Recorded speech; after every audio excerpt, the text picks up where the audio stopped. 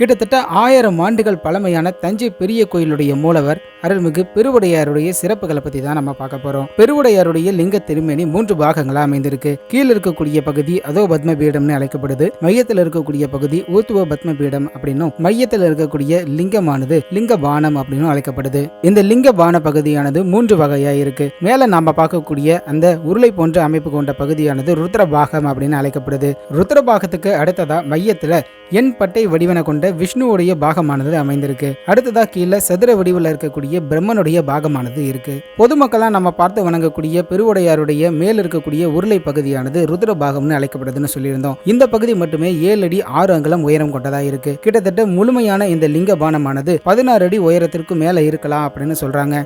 பானத்திற்கு அடுத்ததா அதோ பத்மபீடமும் ஊர்த்துவ பத்மபீடமும் சேர்த்து 5 அடி 4 அங்குலம் உயரமானது இருக்கு. 6 அடி நீளத்திற்கு கோமுகம் மட்டுமே இணைக்கப்பட்டிருக்கிறது கூடுதல் சிறப்பாக கருதப்படுது.